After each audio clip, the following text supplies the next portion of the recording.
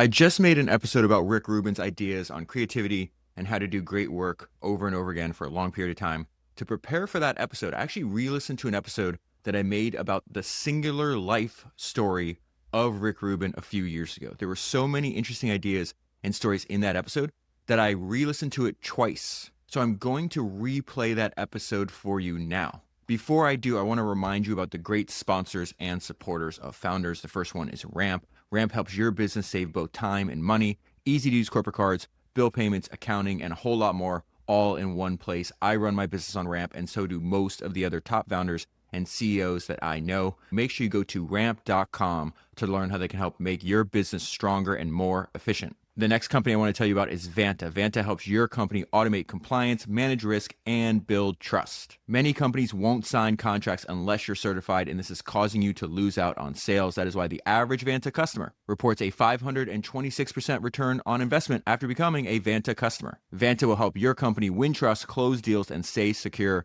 faster and with less effort. Make sure you go to vanta.com/founders and you will get $1,000 off. That is vanta.com/founders. And finally, Collateral helps you improve the way your company tells its own story. Collateral transforms your complex ideas into compelling narratives. Collateral crafts institutional-grade marketing collateral for all types of companies. By using Collateral, you improve the way that your company tells its own story. Storytelling is one of the highest forms of leverage, and you should invest heavily in it. And you can do that by going to collateral.com. And now here is the life story of Rick Rubin. I hope you enjoy this as much as I did.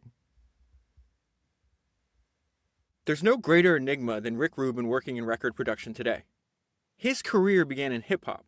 He co-founded Def Jam Records with Russell Simmons in 1984.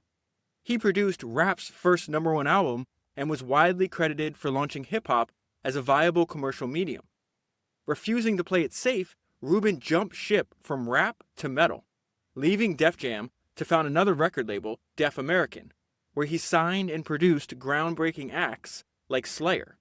After his work on the hugely successful Red Hot Chili Peppers' acclaimed album Blood Sugar Sex Magic, Rubin was only 7 years into his career and already a living legend. Though he worked with legends like Mick Jagger, AC/DC, and Tom Petty in the early 1990s, it was his recordings with Johnny Cash that still stand out as his most astonishing and studied collaboration. By the turn of the century, Rubin had invented, reinvented, or redefined so many musical genres that there was no way to categorize his style. Rolling Stones called him the most successful producer of any genre. But the praise and album sales didn't shake Rubin's focus as he dedicated himself to artist after artist. Grammy nominations and awards poured in, including winning Producer of the Year, but Rick Rubin, workaholic and recluse, found himself too busy to attend. That is an excerpt from the book I'm going to talk to you about today, which is Rick Rubin in the Studio, and is written by Jake Brown. This book wasn't even on my radar. A few weeks ago, I did a podcast on Jay-Z. It's episode number 238. And in that podcast, I talked about Jay-Z studying and working with Rick Rubin, and he said something that I thought was interesting. He's like, Rick ain't normal. He is strange by strange standards.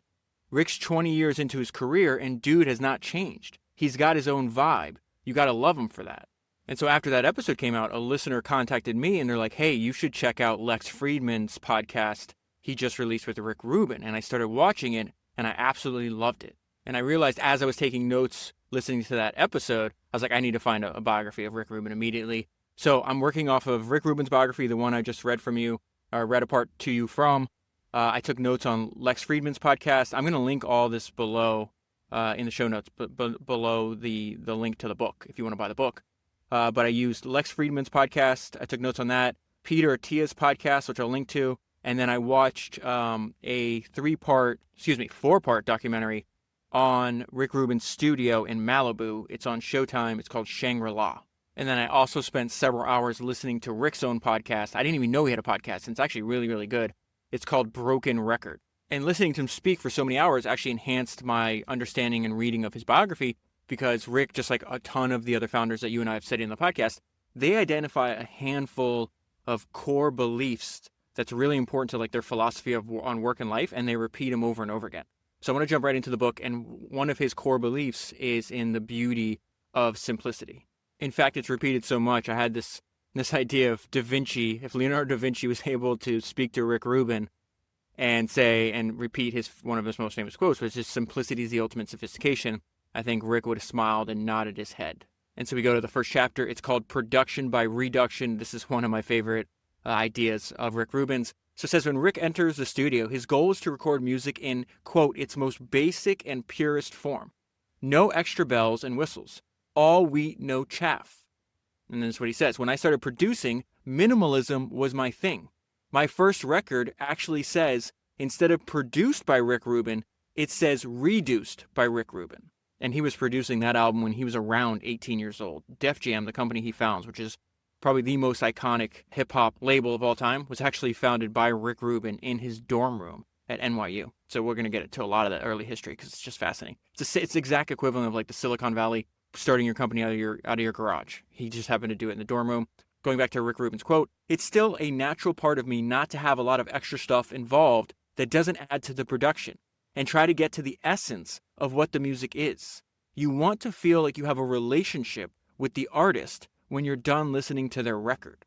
And then Rick describes how he works. And when I read this paragraph, the thing that jumped out to me most was, this is exactly like Steve Jobs and his hero Edwin Land, the founder of Polaroid, how they would talk about seeing the finished product first in their mind and then working backwards from that. Be like, okay, that's the finished state. Now I just have to go through the steps to get there. And I'm going to read a section of this famous interview. But let me read what Rick says about this here. He says, finding the potential and seeing how to realize it can be the best part. And then the actual work of having to get there is just going through the process. Once you hear it in your head, it's like being a carpenter, trying to build the thing when you already know what it is. So that's the key. You're trying to build the thing when you already know what it is. And so there's this famous meeting that happens when Steve Jobs still is in his 20s. Edwin Land, I think, is in his 70s at this point. Steve Jobs borrowed a lot of ideas from other people. Obviously, he had like this deep historical knowledge, and he used that deep historical knowledge and influenced the work in building Apple and Pixar and everything else that he was involved in. But the one person he took the most ideas from was undoubtedly Edwin Land. And so let me read this excerpt from this meeting that they were having. It says, Dr. Land was saying, I could see what the Polaroid camera should be. It was just as real to me as if it was sitting in front of me before I had ever built one. And Steve said, yes, that's exactly the way I saw the Macintosh. He said if I asked someone who had only used a personal calculator what a Macintosh should be like, they couldn't have told me. There was no way to do consumer research on it, so I had to go and create it and then show it to people and say, now what do you think? And then this next sentence I think is the most important part, and it really, from spending an unbelievable amount of hours, probably close to 40 hours studying Rick Rubin in the last couple of days, I think this gets to his essence. Both of them had this ability to not invent products, but to discover them. Both of them said these products have always existed. It's just that no one has ever seen them before. We were the ones who discovered them. The Polaroid camera always existed, and the Macintosh always existed. It is a matter of discovery. So back to the book. This is where Rick describes what exactly do you bring to, like, you're a producer, but he's not a technical producer. And really, when he describes the role that he plays with the bands and the artists and the rappers and the musicians that he works with, I'm like, oh, he's the founder. He's playing the role of the founder. Check this out. Listen to what he says, and I think it'll make sense to you. He says, it's almost more like I join a band when I produce a record. But I'm unlike all the other members of the band who each have their own personal agenda. The bass player is concerned about the bass part. Everyone else is concerned about their own part. I'm the only member of the band that doesn't care about any of those particulars. I just care that the whole thing is as good as it can be.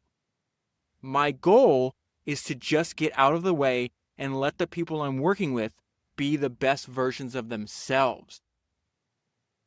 And then Rick goes into the process of like, how do I choose who I'm going to work with? He's going to say something here that I found almost the identical thought when I read all of Warren Buffett's shareholder letters. I think it's Founders episode 88 if you haven't listened to that yet. But he says, I like so little in the first place, meaning so little music in the first place. Very few records come out that interest me at all. Very few bands do I ever see that interest me at all. I don't like anything that's mediocre. I like it when people take things to their limit. And so that line where he's like, there's very few records that are great, that are really interesting.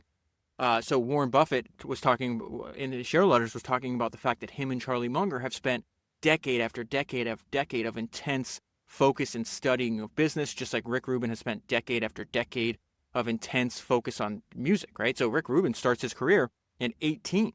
He's turning 60 next year, or maybe this year, and he's still doing the same job. That's what made I'm interested in him in general, because there's so many people that I like, admire, and respect also like and admire and respect him. So I was like, okay, it's a clear no-brainer. I should study this guy. I can clearly learn something from him. But I'm obsessed, absolutely obsessed with people that do things for an extremely long time. How many people that you know have been working the same job or studying the same field, dedicating their life to the same thing for 41 years? That's also why Warren Buffett and Charlie Munger are so interesting to me. The fact is, they're 98. I think Charlie's 98 now, and I think Warren's something like 93 or 92, and they're still working on the same thing they've been interested in since they were, in Warren's case, a teenager. And so Warren writes, our major contribution to the operations of our subsidiaries, meaning the businesses that he owns, is applause. It's not the indiscriminate applause of a Pollyanna. That's like an old school word I had to look up. It's just like an excessively cheerful or optimistic person. So he's like, we're not just applauding because we're just excited or we're optimistic. Rather, it's informed applause. That was a really interesting phrase he chose there. Rather, it is the informed applause based upon the 2 long careers that we have spent intensively observing business performance and managerial behavior. And so Warren's saying, before I get to his punchline, he's saying, listen, me and Charlie have dedicated our lives to this. We've seen a ton of different businesses. The vast majority are mediocre, just like Rick Rubin saying, the vast majority of anything is going to be mediocre. And so if Rick Rubin is admiring what you're doing, just like if Charlie Munger and Warren Buffett are admiring what you're doing, that there's like a added importance on their opinion, right? And this is why. Charlie and I have seen so much of the ordinary in business that we can truly appreciate a virtuoso performance. And if you work back from what he's saying, is most businesses are poorly run or are run in an average manner. Most managers, most CEOs are either poor at their job or average. So it pays to pay attention to the people that are putting on virtuoso performances. They know something that others don't. And then 2 more things from this section that you and I have talked about over and over again. Love what you do or find something else. Estee Lauder once said, love your career or find another. That's the perfect way to describe it. So he says the bottom line for Rubin to take on any projects is, I'm falling in love. When he feels like he's falling in love with the artist, with their work, he's like, okay, this is the person I want to work with. Think about the best products or services that you happen to use personally. They're undoubtedly can be traced back to somebody that gives a damn. They truly love what they do. And then he goes to, I feel like the entire on the In-N-Out, the podcast I did on the founder of In-N-Out Burger. I think like he just had essentially one thing he just repeats over and over again. It's like, I'm not sacrificing quality for anything. Not sacrificing for a partner, not sacrificing it for employees, anybody. I'm going to pray at the altar of quality above all. Rick Rubin says the same thing. I believe in the quality of content over everything else. This is also something he repeats over and over again in all the interviews I watch with him. So me and the artist, spend a great deal of time working on material long before we ever think about going into the recording studio. This is so, so important. I would summarize it in the maxim that I repeat to you over and over again. The public praises people for what they practice in private. The public praises people for what they practice in private. So before you hear this album where they go into the studio and they record, and in many cases I would go through, because the book goes through in order, like from the 80s, 90s, all the way up to 2000s. This book is still almost 15 years old, so it's missing out on like his latest stuff. But it goes through like his approach, and every single project, like not every single one, but some of his his best or like classic projects, like what role did he play, what were his thoughts, all that stuff. It was very fascinating. So what I would do is, as I would read the chapters, I'd also be listening to some of the albums. But that idea about how long, and he's like, listen, you can't predict. Sometimes it takes a few months. Sometimes we're working on the same album for multiple years. And so in that documentary Shangri-La, he's talking to LL Cool J. LL Cool J winds up being one of the first people he signs. He signs LL Cool J when LL Cool J was 16 years old. Rick Rubin was 20. So I'll get there. It's crazy how that happens too. There's a lot of ideas for us in that section. But they're talking now as older men. This documentary just came in the last few years. And he says something to LL asks, like, what increases the chances of like writing a great song? And he says, just practice. Be diligent in the process of always looking. If you need 10 songs, you might need to write 50 or 1,000 songs to find 10 good ones. It's like fishing. You can't say that you'll catch a fish today, but you show up and fish every day and your chances get better. And so that is another main theme, I think, of the philosophy of Rick Rubin, is the fact that he's obsessed with simplicity. He wants only what is essential, right? But to get to whittle down, to get to that simplicity, he will encourage you to do more. He is by far a workaholic, for sure. And so he's like, if I want to get the 10 most perfect songs, we might have to go through 50, 100, 1,000 songs. And I think that's extremely important to keep in mind how much work is required. You cannot deceive yourself about what this game requires. That's a quote from Michael Jordan. But I think about like what Steve Jobs said. He's like, listen, when you're designing a product, it's keeping 5,000 things in your brain and fitting them all together in new and different ways. And then I would combine that quote from Steve Jobs with another one of my favorite quotes of his. And he says there's a tremendous amount of craftsmanship between an idea and a finished product. And that's exactly what Rick Rubin is describing to us in this book. We spend a great deal of time working on material long before we ever think about going into a recording studio. I do the exact same thing. The reason I feel comfortable recommending founders to my friends and family and people I truly, care about, the most important people in my life, is because I know how much effort and work goes into every single episode before I sit down to talk to you. Without exception, before every single episode, I have to read, at the very minimum, I have to read an entire book. And in Rick Rubin's case, I told you, I've probably spent 40 hours, deeply ingesting who he is as a person, how he thinks.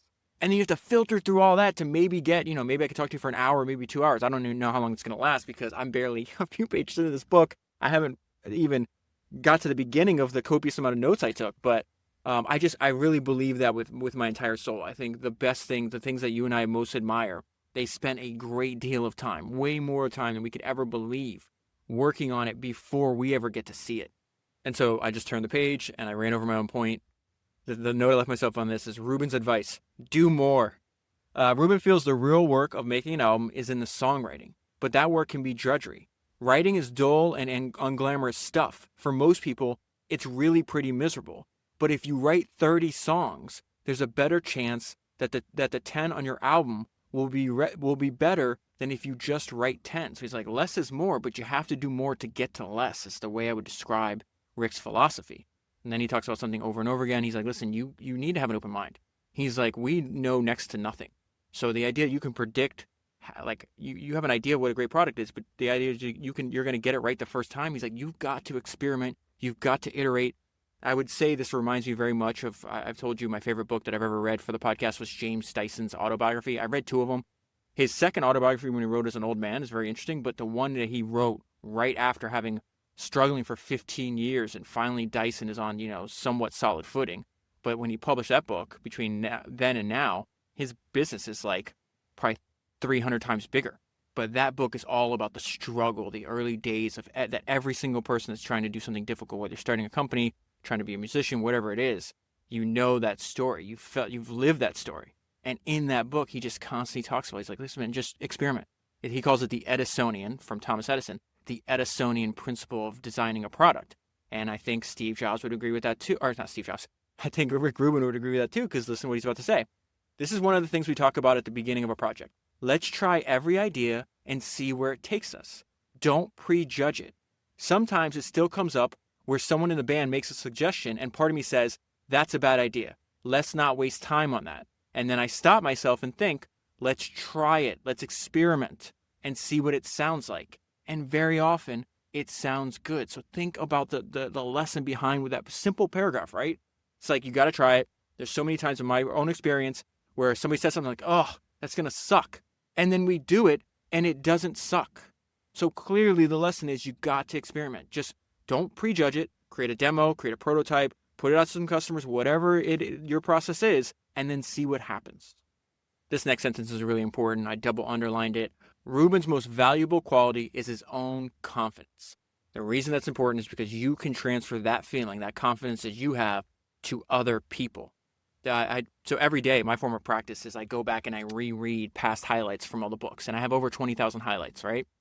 And one I just happened to be reading yesterday, which I had forgot because Steve Jobs, when he was young, one of his best friends had joined like this religious cult in San Francisco. Her name's Elizabeth, and part of the cult's rules were that you have to cut off everybody from your old life. And Steve Jobs just shows up at the cult house, and he just completely rejected that. He's like, "Nope, she's coming with me, and there's nothing you can do about it." And so they wind up traveling to this apple farm, and they talk about the fact that Elizabeth was telling the story about Steve Jobs, and she said something that was really fascinating. And she said he had the attitude that he could do anything, and therefore so can you. And she talks about the fact that he helped her believe in herself. She didn't have the confidence. Obviously, if you're a really strong personality, probably not going to be joining some kind of religious cult. But the fact that he had this abundance of confidence, like, oh, I should have that self-confidence too. And I think Rick is really known for that because I listened to a lot of the people that he produced records for. And they said that. They're like, he brought out the best in me. He made me believe in myself. And in some cases, it's really crazy because people were super successful. Like Johnny Cash said that. Neil Diamond. All these people that had remarkable careers. And maybe they struggled for a few years. And so their confidence was dented. Which is shocking that Johnny Cash, right? One of the most legendary musicians to ever live. Towards the end of his life, before he starts, I think he did the last 3 albums of his life he did with Rick Rubin. He was just like, oh, I didn't think I had it anymore. So let's go back to this. This goes back to Rick Rubin's fanaticism with just stripping everything down to its essence. He loves minimalism, simplicity. A good test of a song's metal is stripping down to its basics. This is what he says. If a song is great on an acoustic guitar, you can make 100 different versions of that song, and it's going to still be great. Then he goes back to the importance of preparing before you show up, the importance of practice. He says, as detailed and lengthy as the pre-production process can be, Rubin's productions tend to be quite short on actual in-studio time. And this is what he says, I often make records faster than a lot of other people. It usually has to do with how prepared we are in advance. It's the pre-production time that really makes all the difference. Sometimes it's a couple of weeks, sometimes it's a few months, sometimes it's a year or two to get ready to go into the studio and cut the whole album in a week. My preference is always to get as much done before you go in to the studio as possible. More advice for artists that I think we can apply to whatever work that we're doing. You combine really high expectations with the belief that your life depends on this work. Rubin continues to rally his collaborators, asking them to set their expectations of themselves really high. If we're going to do this, let's aim for greatness. You have to believe what you are doing is the most important thing in the world. And so not only in this book, but also in a bunch of the conversations I heard him have, he talks about his role. He thinks almost like the role is like a coach or somewhat of like a teacher. And so this is a little bit about that. And he says, listen, a key part of my job is simply listening. A lot of artists really like having someone to bounce things off of because it's hard to truly know. This is very similar to what, when I covered Charlie Munger's fantastic biography, Damn Right is the name of the book. It's episode 221. He said something in that book that I thought was really fantastic. He talks about the role he played with Warren Buffett. And he says, listen, everybody engaged in complicated work needs colleagues. Just the discipline of having to put your thoughts in order with somebody else is a very useful thing. So what the process Charlie's describing is the exact same process that Rick Rubin is describing that he has. Charlie has it with Warren Buffett and some of their business partners. Rick Rubin has it with the musicians that he's producing for. And then he continues describing his process of how he works. I'm going to read you a couple highlights from these 2 pages. The way I would summarize this section for my own thoughts was that your work is a reflection of you. And so it says, although he's a very private person, Rubin doesn't shy away from making his professional life very personal. I'm doing things that touch me personally and that I feel and I am moved by. Rubin is very clear on what his strengths and limitations are. I don't know how to work a board. I don't turn knobs. I have no technical ability whatsoever. My primary asset is I know when I like something or not. It always comes down to taste. I'm there for any key creative decision. He summed up the drive behind his life's work very simply. I'm just trying to make my favorite music. And so think about that line. I'm just trying to make my favorite music. On one of these podcasts I was listening to, he was asked, do you have any advice for young people?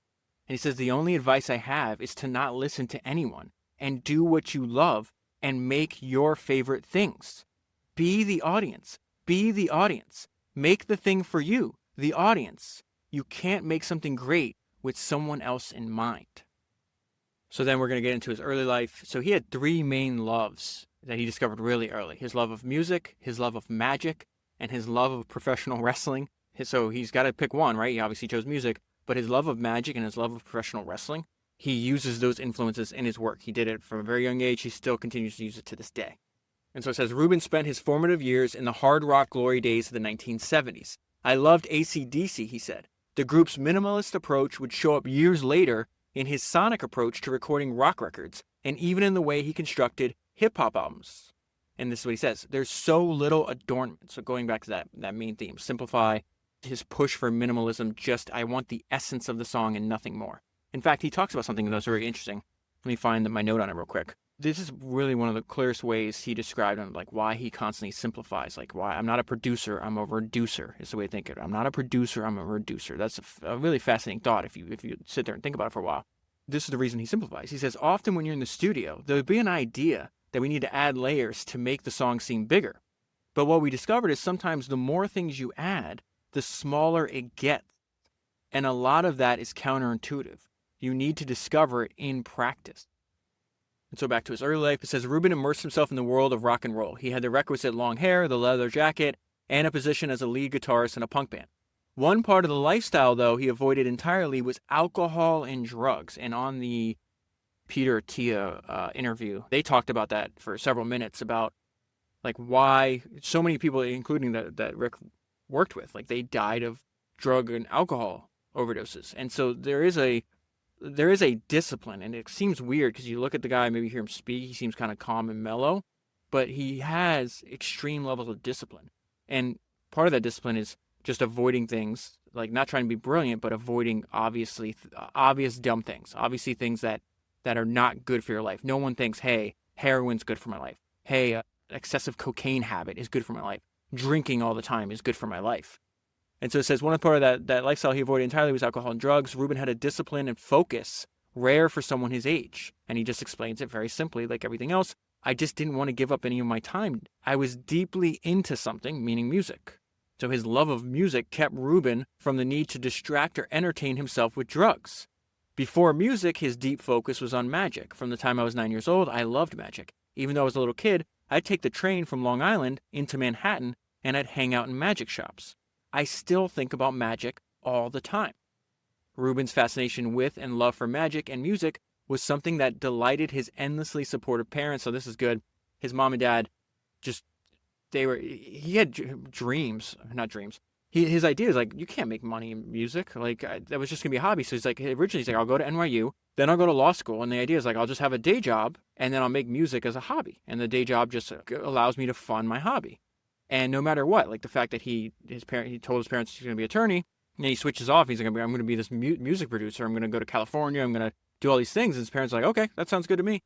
So it says his parents were endlessly supportive, who showed the same devotion to their son as he did to his passions. Rubin's mother would drive him to concerts in New York City, wait outside the venue until the show was over, no matter how late the hour, and then drive her son home for a few precious hours of sleep before waking him up for school the next day. And then his quote for his senior year, they say his graduation quote was pretty prophetic, and it gives you an idea of who this person is. I want to play loud, I want to be heard, and I want all to know I'm not one of the herd. And so now we get into the founding of his first company. At the beginning of every section, there's like these quotes, this advice from Rick Rubin. This is the first one. The key to it is doing what you believe in, as opposed to what you think is going to work. There were never any plans to make anything happen. I just did what I liked and believed in it. And luckily, it all worked out. And so the birth of him making music and him eventually founding Def Jam is because he just saw a gap in the market. It wasn't anything more complicated than that. Rubin began his career as a DJ, throwing parties in his NYU dorm room. The move from DJ to producer resulted from a dearth of good material for him to play. I didn't know anything about the record business, but I recognized that hip-hop records that were coming out that I would buy as a fan and the music that I would hear when I go to the club were two different things. What I set out to do as a fan, he repeats it, was to make records that sounded like what I liked about going to a hip-hop club. So his point is, This is it's like, think about the top-down nature of most industries, top-down nature of the music industry at this time. It's like, no, this is what we're making, but that comes from like executives or whatever the case is. Like, this is what we're pushing out. Where what's taking place in these underground hip hop and metal clubs that he's going to, and this is the early 80s, that is the bottom up. Because as the DJ, you play something, you get immediate feedback from the audience. The record executives are separated from what the actual customer wants, right? It's like, no, we're pushing this down the channel. Where Rubin's like, why don't we just make records that we like, and we know we like them because when they get played at these clubs, and people go crazy. Again, that's like a simple idea that you can build a very valuable company around. I remember hearing Elon Musk give this interview one time. There's a documentary that Elon watched, and I happened to watch it too. It's like Who Killed the Electric Car, I think it's called. And GM had done an electric car, and they made maybe like, I don't know, like 1,000, 2,000, some small number like that. But that electric car had like a cult following. So much that when GM closed the program, they repossessed the cars. You couldn't own them. If I'm not mistaken, they were leasing. I could be mistaken on the details, but the punchline I remember correctly. And so the people were so distraught that GM forcibly removed their cars from them, that when they went to like be impounded and essentially GM destroyed the cars, they held a candlelight vigil. And so Elon said that, and I heard him in an interview one time. He goes, when's the last time somebody held a candlelight vigil for a product? That one simple sentence. Like, clearly there's a demand here. If I can build an electric car and make it affordable, like, people will respond. When is the last time you heard of people having a candlelight vigil for a product? So I just love, I'm completely obsessed with these just basic observations. Like, oh, that's pretty simple. I can actually build a very valuable company, a very, very valuable life just off that. And Rick's like, well, this is weird. I'm buying hip hop albums, right? And they sound one way. But when I go to the club, people are going crazy for hip hop albums that sound completely different. Why don't we just make more of those? And so he says, I just saw this void and I started making those records just because I was a fan and wanted them to exist.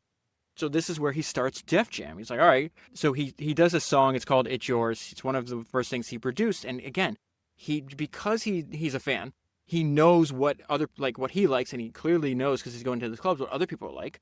He's like, okay, I'm going to make this record. I'm going to make an album just because no one else is doing this, so I have to do it. His goal here is like, I'm just going to break even, right? I just want to cover my costs so I can keep making records. Watch what happens next. This is wild. It's just incredible. This is another example of like one opportunity leading to the next opportunity and leads to the next opportunity. You can't skip steps. Like, you got to get that first opportunity. Then once you get to the, like, I think about it like climbing stairs. Or maybe climbing a mountain. Like, once you get to that next peak, you look around the corner or look over and you're like, oh, there's something else farther away. I couldn't see at the very bottom of the mountain, but now I can reach that. So it says, Rubin approached the production of the song from a fan's point of view. Rubin borrowed $5,000 from his parents to press the single, imprinting Def Jam Records on it. And he says, I was planning on putting it out myself strictly for the purpose of breaking even, making back my costs. That was always my plan. As it turned out, this record was a hit. It sold 100,000 copies in the New York area. That was a very big deal. That is insane. And then he did something smart too on the sleeve. So when you're buying a physical record, right? It's literally a record. On the sleeve that the record comes in, he put Def Jam Recording and put his address. The address for Def Jam was his dorm room. And that's going to open up the next opportunity. The single sleeve listed Rubin's New York address, and that launched an onslaught of demos being mailed to him, which helped fuel the fires of Def Jam. So I'm going to get to why that was so important. But first, he's realizing, hey, this business is screwy. Despite the song's success, Rubin never made a dime on the record. So this is all coming full circle, because in that podcast I did on Jay-Z talks about it. He's like, listen, man, I studied. The reason I came in the game independent, I own my own record label, which is extremely rare when Jay-Z did that in 96. Because he studied the founding of Def Jam, and he learned from it. He read that book, I think it's called Hitman, and it talks about all the people that were making the music and putting the music out and doing all the work. None of those guys got paid. It was all the record executives and the CEOs that came through. You know, this is a tale as old as time. This is where we are in the story.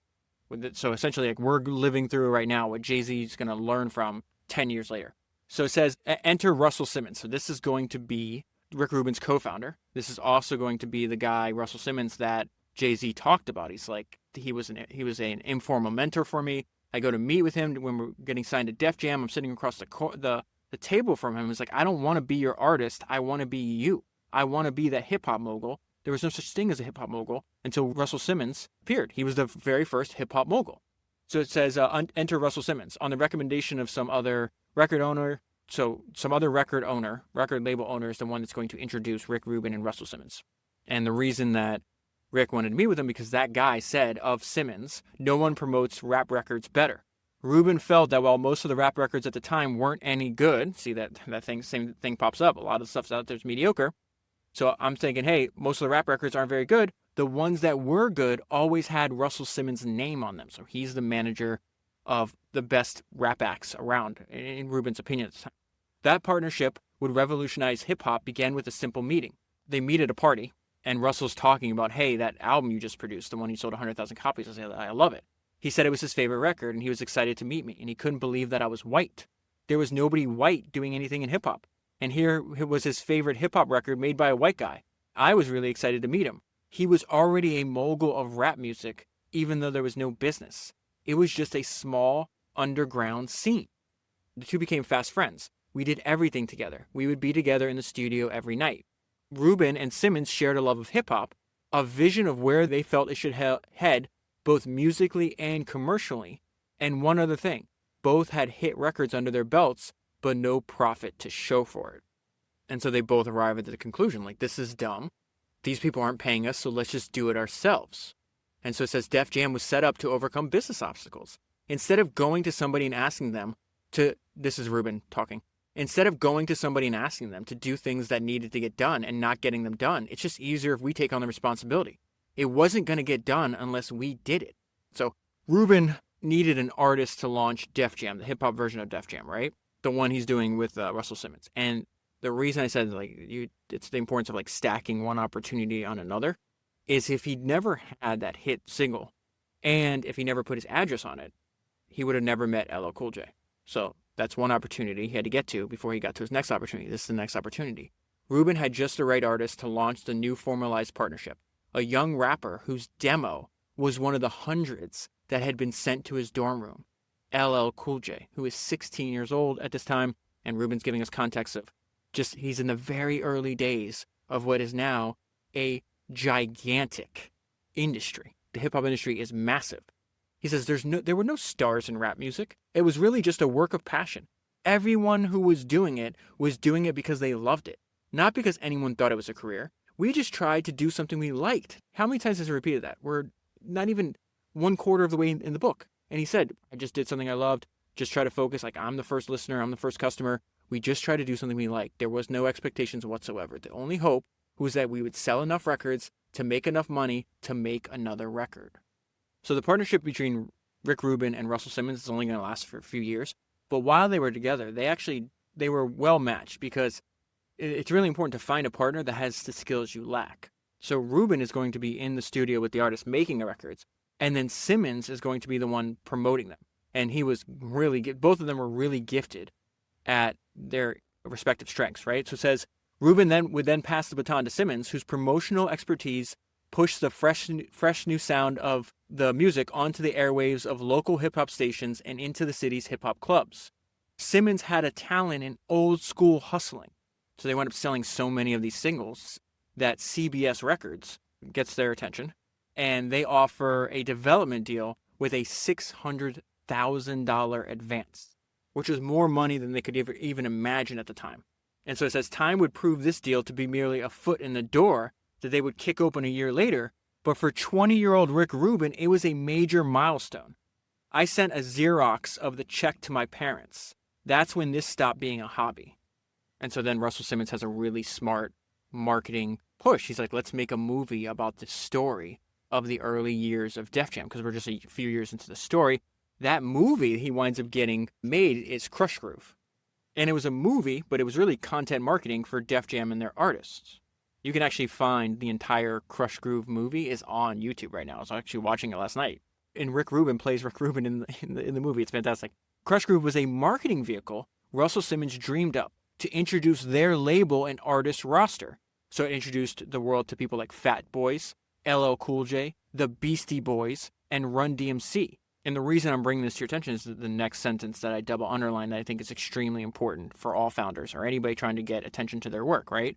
Russell really cared about finding new ways to expose their music to a bigger audience. It's very creative, and the person I think did this the best out of anybody that in recent memory to me is Michael Bloomberg. And I didn't know that before I read his autobiography. It's Founders 228. If you haven't listened to it, the main reason to listen to that podcast, other than his story, is insane. The fact that he owns that company, it's still a private company, makes billions of dollars a year right now. Michael Bloomberg had a lot of creative ways to get his product in front of potential customers, and that skill is the foundation, what allowed his business to grow into a large, extremely profitable business. But it's just so clever the way he thought about these things and what he actually put into work. Very similar to this. Like, the idea is like, who's going to think, hey, I'm starting a record label. I've sold a little bit of singles. Clubs like my music. The radio likes my music. I have 4 or 5 acts signed to my record label. All of them are going to be super famous in their own day, but they're not famous yet. And it's like, hey, let's make a movie. This is 1988, maybe 80, somewhere around there, 86, like mid to late 80s. How the hell did you even figure out that idea? Like, that's remarkable. And so on the back of some of the success of their music that they had put out, they wind up finding a Warner Brothers studio agrees to fund the $3 million film budget. So it says Warner Brothers agreed to finance the $3 million film budget. The picture's green light led CBS, who they had signed their deal with, to change the terms of their original development deal. These are the people that just gave them $600,000, right? Now they changed that, like, wow, you guys are getting real popular. They changed the original development deal with Def Jam, signing Def Jam to a $2 million distribution deal in what Russell Simmons described as the greatest opportunity in the whole world. And again, this is happening in 85. So that they signed that deal in 85. So think about that. Like, within 1 year, they go from 600,000, this is amazing, can't believe this is happening, to signing for $2 million and having a major motion picture studio agree to finance $3 million of what is essentially content marketing in the form of a movie. And it winds up being a smart investment by Warner Brothers, by the way, because they spent $3 million on the movie, and the movie winds up making $11 million at the box office. One of the biggest hits that Rick Rubin's going to have in this point of his career, like a mainstream hit, Beastie Boys winds up being the first hip-hop album ever to go to #1, which he produced. But he has the idea to do this crossover song between Run DMC and Aerosmith. And Run DMC is kind of well known at the time. Aerosmith is like orders of magnitude more famous. And this would have never happened if Rick Rubin didn't have an excessive amount of self-confidence. This is something that is talked about over and over again by the people he works with, that he believes so much that he makes you believe. Very similar to that Steve Jobs quote I just read to you earlier. And so I'm going to get into this. It says, Rubin's desire to work with Run DMC dated back to the early 80s, when Rubin, upon hearing the group's first music, had boldly commented, "This is the real shit, but I could do it better." And so that level of self-confidence, right? You need that level of self-confidence is mandatory to even approach. So he's like, yeah, not only could I do it better, I'm going to convince Aerosmith, who were, again, world famous. They're like operating in a completely different world than Rick Rubin. He's like, okay, well, I'm going to sell both Run DMC and Aerosmith on Walk This Way. So it says Rubin sold both groups on the idea, and once they were together, it was interesting. This is what he says. It was interesting because it was two very different cultures. We were all kids, but Aerosmith was already Aerosmith. They carried themselves in a different way than we did because they were real rock stars, and we were college students. It was an awe-inspiring experience for me because I grew up on Aerosmith and I loved them. I also knew how great they were. So I became fair. And then the thing about this, how crazy it is, like, I admire them. They're almost like my idols. And yet when he gets in there and running the production of this of the music, he still applies his excessive, I wouldn't say control because that's not the right word, but it's like his high standards. So he says, so I became fairly demanding with what I asked them to play and contribute. Both sides really didn't know what to make of it. And so this is another example of something that Rubin uses for his entire career. He wants authenticity, just like other humans. Like, he wants it to be really simple. So his vision for the music, for what they're doing with Run DMC and Aerosmith, is also the vision that he applies over and over again. His vision was to capture something raw, musical, and ferocious. The music that we liked wasn't glossy and shiny, he said. It sounded rough and raw, authentic. It was raw, like a documentary. So it's like, I'm not making a movie, I'm making a documentary. That's interesting. It was raw, authentic. We use that word raw over and over again. It's not glossy and shiny. It sounded rough and raw. And then on the very next page, he continues to elaborate on that perspective. The music we were making wasn't slick. There's a homemade and handmade quality to it. So think about that, because music is a product that gets to scale, right? It's not just one person's listened to it. How many people have listened to Walk This Way over the life of that song? Tens of millions, maybe hundreds of millions of people. So I thought that idea was really fascinating. It's like it's a handmade product at scale. A handmade product at scale. So after that, he gets the biggest opportunity, the biggest breakthrough of his early career, and that's when he's going to produce Beastie Boys' album Licensed to Ill. This winds up being what he's working on, winds up being hip-hop's first #1 album. It's the first time it's like, oh wow, this is the very beginning of an industry that's going to grow even larger. Think about this, 10 years later, Jay-Z is still looking at it. That's why it's so important to, like, in my opinion, to go back and study the very beginnings of industries, right? We've done this, you and I have done this together, beginning of Silicon Valley. Not only is like the computer chip industry, the personal computer industry, the software industry. I just did a podcast on the very beginning of the aviation industry. I've done like 13 podcasts on the very beginning of the American automotive industry. There is so many things that just happen over and over again. They're all making different things. Some people are making computer chips, some making software, some people are making planes, cars. Rick Rubin's making hip hop music. It's the same thing. You think it's too late. There's over and over again people are like, oh, it's too late. The ship has already passed. No, these things take forever. So at this point, we're in the story. 10 years later, Jay-Z's like, hey, I can't say that I thought I was going to get rich off rap. All I knew that it was clearly going to be a lot bigger than it is now before it goes away. And then think about the growth between 1996 when he said that and in present day, 25 years later. It's still growing. So he was just dead on right about that. So just want to pull out one thing from this section. And then I want to transition. I got a ton of highlights with the book, but I want to go through my notes that I have actually written on all these talks that he gave, because I think I'm going to forget to do that. And there's a lot of valuable things. So maybe I'll just give you like a stream of consciousness of Rick Rubin's ideas, and then we'll jump back into the book. So this is Rubin talking about, and the reason I wanted to read the notes is because this is something that he talks about over and over again. It's only done when it can't be any better. But once something's done, just like give it the time to be what it needs to be, but then move on. Like you shouldn't. He's got a really interesting way to not have regrets, which I think is very powerful for us, because having regrets is so detrimental to you. It's so common in humanity and also so detrimental to us. So it says Rubin maintained total autonomy over mixing the record, and it was in no rush. He says, listen, I would love for it to be done, but the reality of the creative process is it takes however long it takes to be great. Very similar kind of echoes with these fights that Walt Disney would have with his brother. His brother was his partner. His brother's running the money. Walt Disney's obviously making the products. And he says, I'll tell you what it costs when it's done. We're innovating. I don't know why these things pop to my mind when I read these certain sentences. That always draws back to something else you and I have talked about. But that's what I thought of there. It's like, listen, I would love it for it to be done. I clearly don't want to be spending more time and money than it needs to be, but it's not perfect yet. It's not what I'm not happy with it. And he was right to do that, because he held on to it till he was ready, and then he releases it, and it just opens up opportunity for literally millions of people in the future. That's how crazy. Like, that's how you and I know, like, if you have founder mentality, like, the world's not static.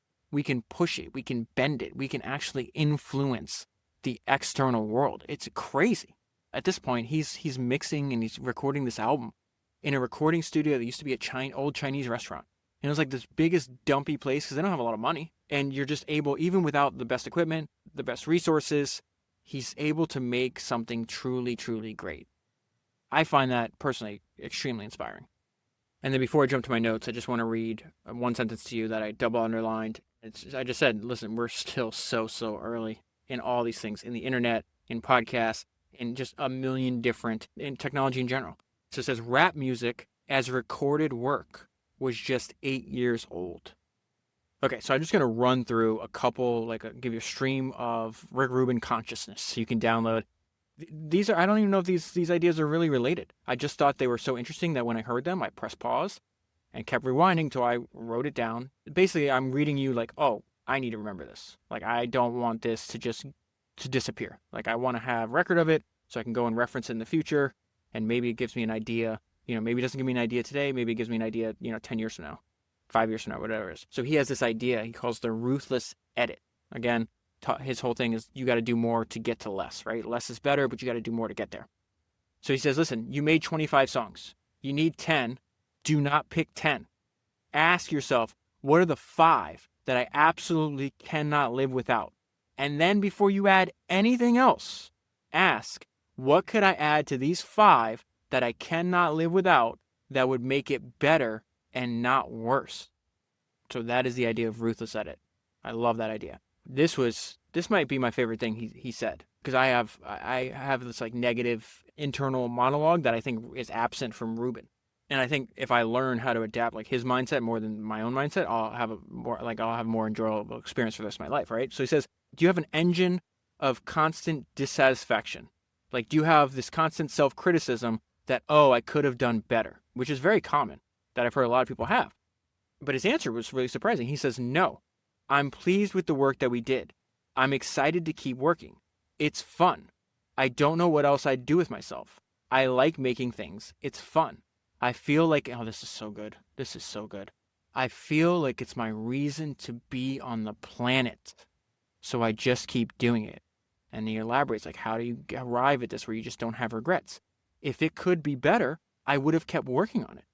If it could be better, it's not done. I have done everything I can to make it the best it can be. I can't do more than that. So there's nothing to be critical of. And this is his framework for his music, this mental model that I think I'm going to remember and take with me. My work is almost like a diary entry. Everything we make is a reflection in a moment of time. It could be a day, it could be a year. It is a reflection in a moment in time. So it's like, I can't go back. His point is like, I can't go back and listen to stuff I did 25 years ago, like, I'd do it differently now because I did it to the best of my ability as that version of Rick Rubin. It is a diary entry. It's not perfection.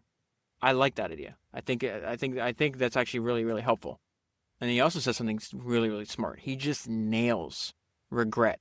It's just a fantastic explanation of why it's something you have to do. You don't want this in your older life, or when you're older, rather. And so they're talking about this song that he did with Johnny Cash before Johnny Cash died, and it's called Hurt. And it is a cover of the guy from 9 Inch Nails, Trent Reznor, wrote this song when he's 20. Okay, so he writes a song when he's 20. It's all about regret and pain and all this other stuff. And so Rick Rubin is going to say, hey, coming out of Trent Reznor at 20 is one thing. Coming out of Johnny Cash when you're 70 years old, you're at the end of your life, it has a completely different meaning. And so the note of myself is Rick Rubin just nails regret. I'm just going to read it to you. When you're 20 years old and talking about regret, it's heartbreaking. But it's heartbreaking in a different way because you have your whole life to figure it out.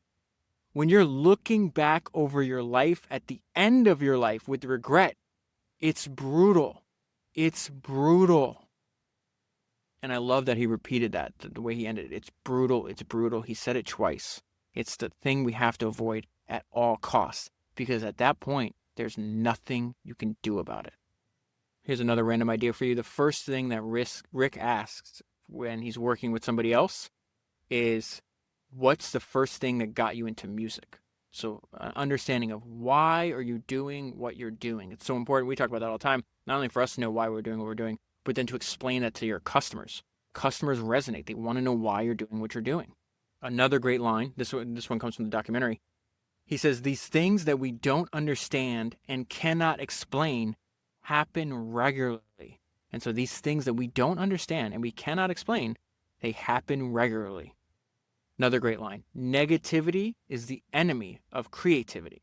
Then he talks about how magical music is, why he thinks magic and pro wrestling, they all understand the same thing. And he says they allow you to understand principles of how there is the surface reality, where I think most people spend their time, that's what he's saying, and then there's this whole other bigger story going on behind it. So you watch a magic trick, you see it happen, you can't believe, and he's like, that's what most people are like, I can't believe that. That's what they're focused on. Rick is always focused on like what's the actual story happening behind it. Same thing when we listen to an album. He knows I had to do that song 1,000 times. Wrestling, it's almost like theater, like live theater. Like you're engaged in what's happening in the ring. I'm interested in like what's the story? How did they wrote out the storyboards? Who are the characters? What roles are they playing? What are the psychological effects they're doing? And so that idea, there's always this whole other big story going on behind it. Then he talks about the importance of ignorance, of being naive before you try something. This has popped up over and over again in the history of entrepreneurship. There's so many examples, like the founder saying, hey, if I knew what I didn't know, I would have never started. If I knew how hard this was going to be, how long it was actually going to take, I wouldn't have ever started. So he says the amateur mind possesses a valuable lack of knowledge about rules. When matched with passion and gumption, gravity ceases to exist and new things take flight. That's just fantastic language. When matched with passion and gumption, gravity ceases to exist and new things take flight. So he talks about using what he learned from professional wrestling in the early days of his career as marketing. There's a video they played in the documentary that's happening in 1985 when he's trying to go out and promote the Beastie Boys album. And he's like he's getting an interview on the streets of New York with the Beastie Boys and a reporter. And he's like super hype. And you hear that and he's like, people don't realize, like, I was just copying the bad guy wrestler character that I grew up on. He goes, that was performance art as a way of marketing. And so he's yelling, he's talking to the reporter. And it's not like in a rude, not really like I didn't take it as like a mean way. But he's like, oh, I'm obviously talking over your head. This interview is over. Because he's like, the Beastie Boys is the most important thing to ever happen to music. You know, if you ever watch professional wrestling, this like, they're over the top. Like, this is the best thing ever happened. Like, this is the most important thing. It's completely provocative, I guess is the point. And the follow-up question to this is interesting. They're like, well, he was asked, like, using over-the-top professional wrestling marketing efforts, did it matter to you that a lot of people didn't understand what you were doing? So people thought, oh, man, this guy's a jerk. Maybe this guy's crazy. He's yelling, saying he really believes the Beastie Boys is the best thing that ever happened to music. You know, how could you say that? There's the Beatles. There's all these other people that existed before that. And so he's like, did it matter to you that a lot of people didn't understand? And he had a one-word answer that was perfect. Never. Let's go back to this unbelievable self-belief he had. They interview his college roommate. And he said, Rick was the most confident 19-year-old I ever met. Even if he didn't know, he said and acted like he knew. Another thing I love from the documentary, he has, this shouldn't be a surprise to you and I at this point, but he has extensive historical knowledge about his industry. So in the documentary, it shows us like this beautiful library, like this 2-story library he has in his studio. And it contains all kinds of things, like artifacts. Not only is it like he's got a lot of old books in there, music, movies. He's essentially using the world as a classroom, I guess is the way to think about this. Use the world as a classroom and then apply all the ideas you're using to your work. And he actually has a copy of the very first record that ever mentions the word hip-hop, the industry that he is partially credited with founding. And he went down and tracked the record. The first time that the word hip-hop ever appeared in recorded music was in 1968, almost 20 years before the founding of Def Jam. And what I was interested in about that is in the documentary, so we already go into, like, you clearly see, he'll constantly ask his artists to go back. Like, he's working with Linkin Park at the time. And he's like, hey, go back and listen to all these records. And it's records that were made like 30 or 40 years before. And what was interesting is how some people didn't. So he's meeting in 2018 with this rapper called Lil Yachty. And he's a young kid. So I'm not, like, at the point, I think he's like 22 or something like that when he's recording this. So when he's doing the documentary. So no shade to him, but he blew up real fast in hip hop and has since disappeared. And it shouldn't exactly be surprising that he disappeared, because this is what he says in the documentary. I don't know nothing about the history of rap. I was born in 1997. Why do I need to know about what somebody else did? Why do I need to go research somebody else? And so this idea of just like, it's normal for humans to fail to learn the lessons of history. That's why people that study history, that make it a part of their lives for the rest of their lives, just have a massive advantage. This is a very old idea. Cicero said this over 2,000 years, almost 2,000 years ago. To be ignorant of what occurred before you were born is to remain always a child. Lil Yachty had remained a child, and his career has suffered as a result. Going back to great ideas that Rick Rubin said, he says, all the most interesting things happen when you are making stuff no one else is making. A few more great quotes from this documentary. This says, somebody describing Rick Rubin, which I love this line. He's living in 4 different centuries at once. Another great description of him, kind of this reality distortion field. I don't think that he's backed in reality at all, which is probably one of the reasons he's so successful. And then 2 more lines from the documentary, which I think is just the perfect mentality to have. My reason, this is Rick talking, my reason to exist is to be of service. And then the last thing, mainly I'm a researcher. I'm always looking for a better way to do everything. And I never accept whatever the accepted version of something is as, oh, that's how it's supposed to be. It is an endless search. So let's go back to the early days, still his early career. He hasn't left Def Jam. He hasn't left New York to go to California. Start like the second part of his career. And so Chuck D, which is the main, I guess, rapper in Public Enemy. And he's like, okay, I got to sign this guy. I got to work with him. And this is really just the value of persistence. Feeling that Chuck D was the next greatest artist, Rubin had to convince Chuck D of all that. This is Rubin describing that. He considered himself a grown man with a family and a regular job.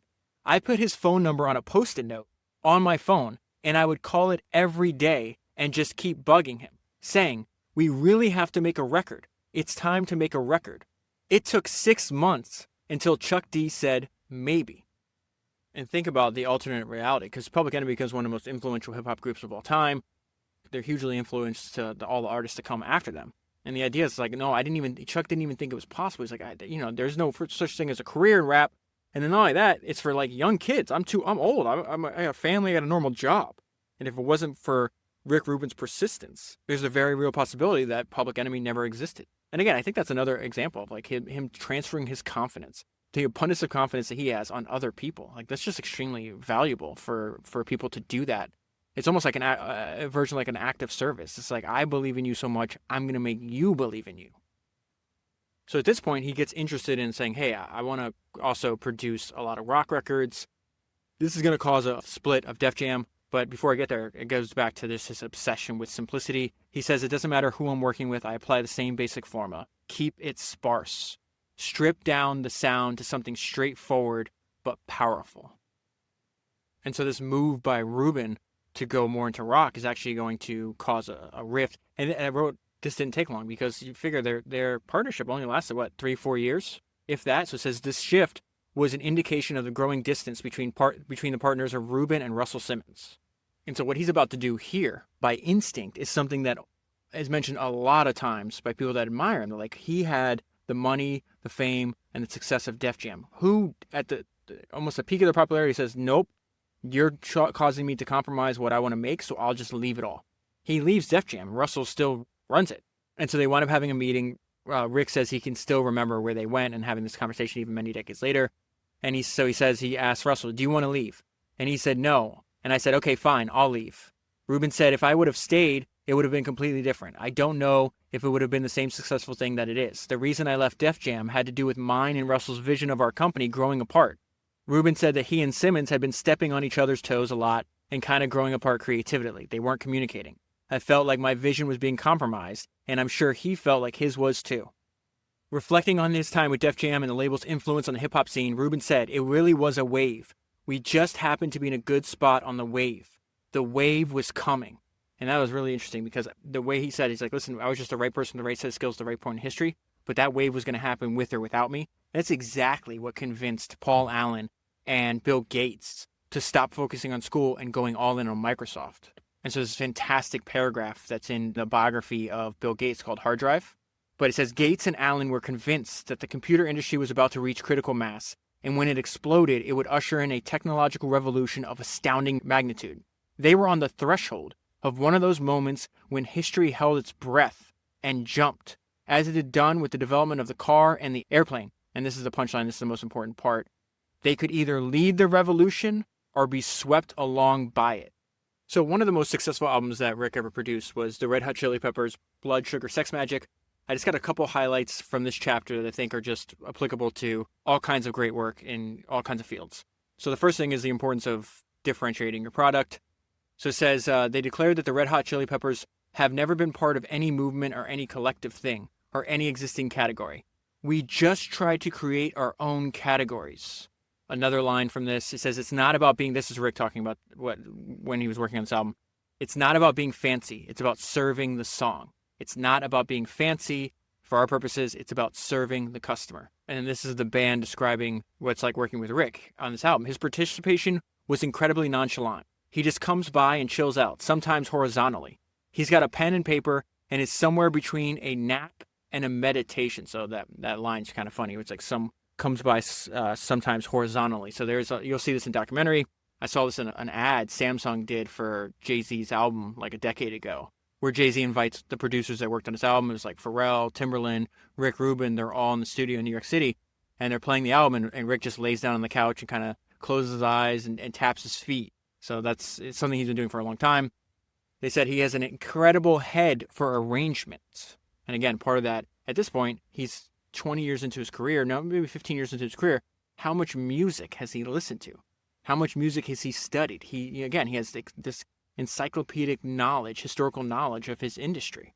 And I think it's really important for two reasons. One, no one can, once you establish a space of knowledge, no one can take it from you. And two, it's going to constantly inform that historical knowledge of studying the great work that came before you is going to constantly inform all the work that you do for the rest of your career.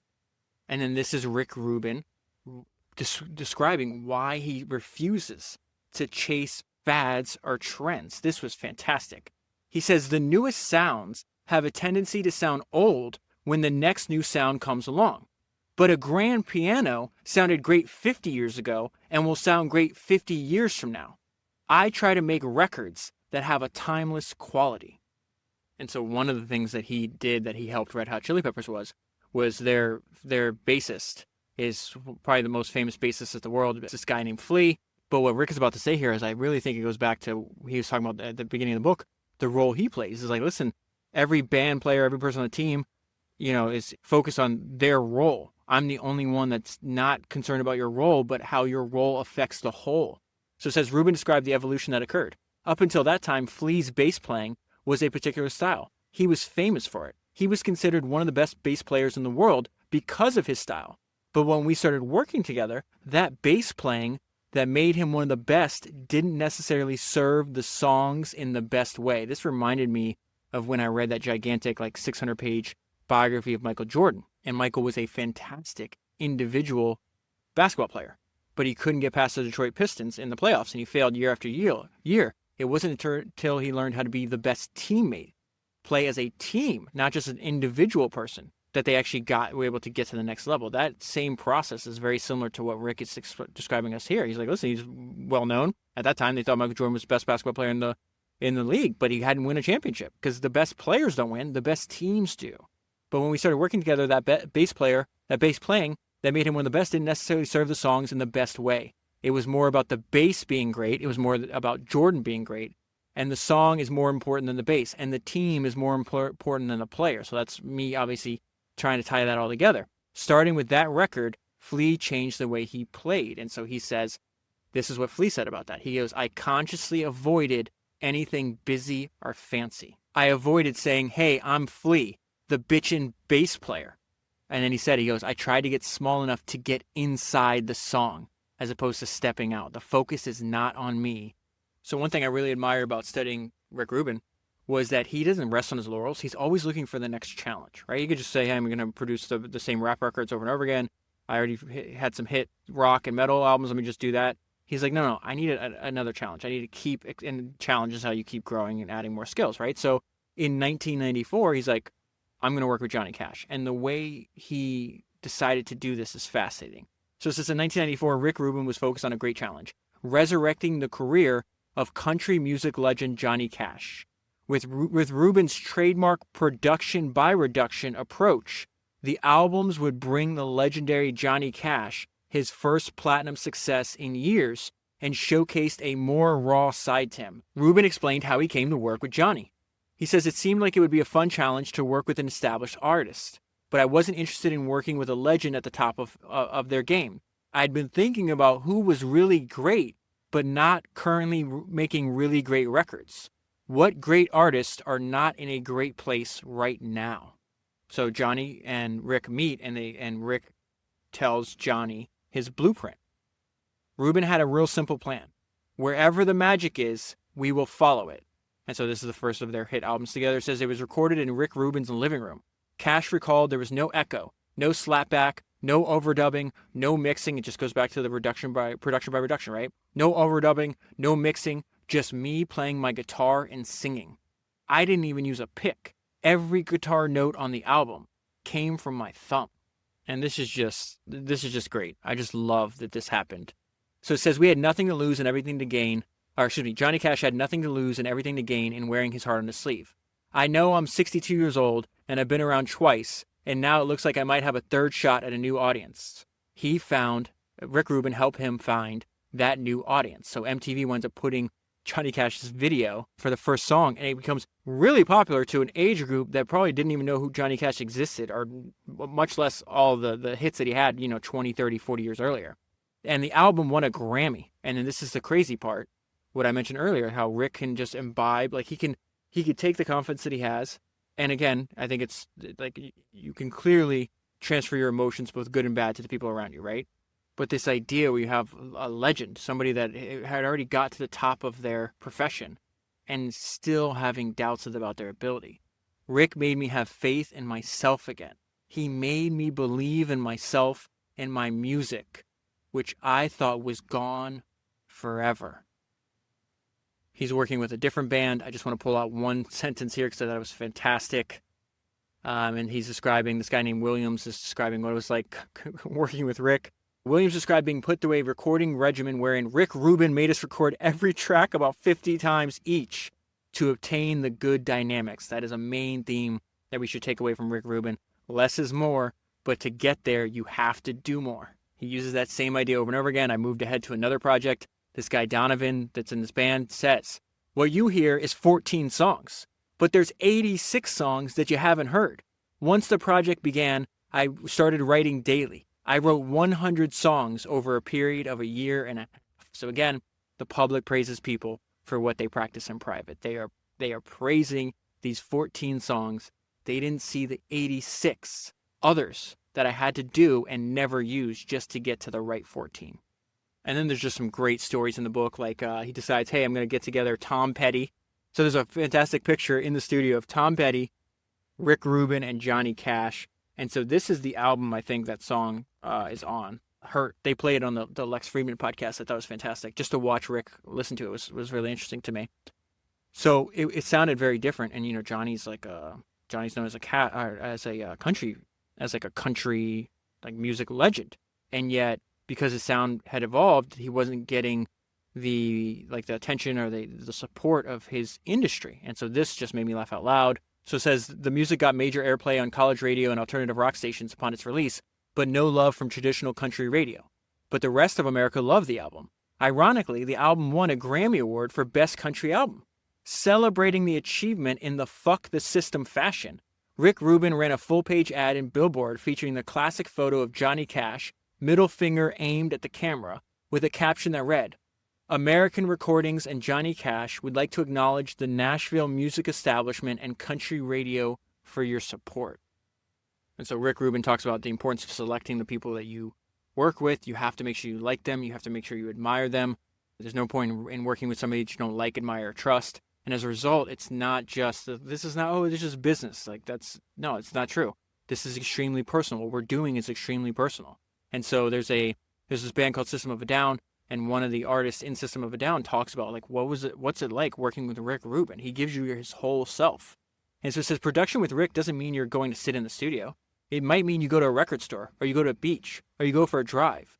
You bond as people first, and then you put these songs. And Rick's like the song doctor. If you play something for him, it's like going in for a checkup. He's like, here, take a couple of these vitamins and see how you feel. And the songs always feel better after his suggestions. And so you do. He's just so easy to be around. That's why people keep going back to him. And so one of the groups that kept coming back to Rick Rubin were the Red Hot Chili Peppers. And so they're doing the album Californication at this point in the book. And one of the guitarists had left the group, and then he came back, but he wasn't playing as much. So this is going to remind me, a few weeks ago, I think it was maybe episode 240, biography of Mozart that I did. There's something that happens in that book that I don't think I'll ever forget. And it's the importance of not really trying to find the most efficient way. Sometimes just exposing yourself to hours after hours of hard work, that's going to build up skill sets that other people that have not gone through all that time lack. And so he's coming back. I don't know how to pronounce his name, so I'm going to call him F. F felt somewhat rusty. I hadn't spent too much time playing guitar over the last few years, so my hands were weak. They didn't really get extremely strong until we almost finished recording. So that had an effect on my style of guitar playing during the recording. I was playing guitar constantly. I would go home and play for 5 hours after a 10-hour recording session. But the main takeaway there was the fact that his music, what he's saying is the music got better the stronger my hands got. The only way to get your hands strong is to actually put in the hours, right? And so that's exactly what happened to Mozart. There's some kind of instrument called the viola or something like that. And if I remember correctly, it needs extreme right hand strength. And so a lot of Mozart's competitors that practice less than Mozart couldn't actually make the instrument perform to its best of its ability because they lacked the hand strength, because they didn't practice. Mozart practiced, Mozart had the hand strength. Mozart then applies that talent that the people that don't practice lack, and he's able to get magic out of an instrument that his competitors did not. And then in just a few sentences, I really feel we get like this kind of blueprint that Rick Rubin, like the blueprint of how Rick Rubin works, and that we can then apply to so many other things. And there's 4 things I picked out. This is how Rick Rubin works. Number 1, he works on one thing at a time. Number 2, he gives it his undivided attention. Number 3, he only works with A players. His job is not to motivate you. A players motivate themselves. And number 3, he tries to get his thinking as clear as possible. We found that for us, we need a producer to be devoted to us for a few months. That's what Rick does. We've got his undivided attention. He doesn't do any disciplining. We do it ourselves. I love making music and I love writing music, and nobody needs to push me to do that. He's not the kind of person that gets distracted or comes to the rehearsal studio with something else on his mind, or carrying his personal life into the studio. He is very focused. He's got a clear head about everything going on. So again, work on one thing at a time, undivided attention, only work with A players, and get your thinking as clear as possible. One of my favorite and funniest lines, it comes from David Ogilvy, talks about, hey, all great companies, all great institutions, they're run by a single formidable individual. And he has a better grasp of language than I do, but he says, search all the parks in your city. You'll find no statues of committees. Johnny Cash is talking about why some of the last albums he ever did were so great. The common theme I see in these albums is they were not made by committee. They were made by Rick Rubin and I. The guitarist from the Red Hot Chili Peppers, that guy F I just told you about, together F and Rick Rubin explored another genre of music to find inspiration. Me and Rick would work together every day, and Rick would get together every day, and he's got these CDs of hits from the 60s. So right now, at this point in the book, where we are in time, they are using ideas from work done 40 years before they are meeting. That's another one of Rick's standard MOs. He's constantly saying, hey, I know we're working in 1995. I know we're working in 2005. Go check out what was done in the 50s. Go check out what these guys were doing in the 70s. Go check out this other thing. And so we're going to see Rick Rubin use 2 parts of his philosophy here. Again, persistence and then production by reduction.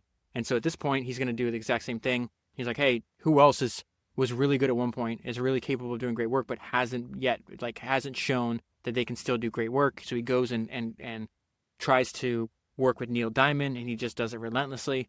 Rubin was eager to work with Diamond and unabashedly described his pursuit of the artist as stalking. At first, Diamond found Rubin's enthusiasm a little scary. I didn't know what to make of it. So eventually his persistence pays off. They start working together.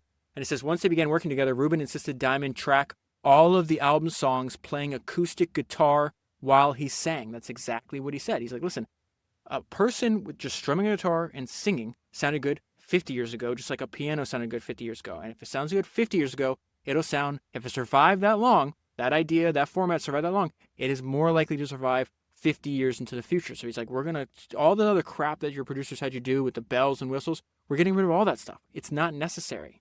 And so it says the singer hadn't recorded like that since the 1960s, and he was reluctant to try it. Diamond would later concede that Rick was right. Rubin wanted to bring back the Neil Diamond who made those old records great, with a stripped-down sound. And then the way Neil Diamond describes Rick, I'm only including this because it made me laugh, says, despite his appearance, which can be really intimidating, Rick is a big, lovable bear of a man.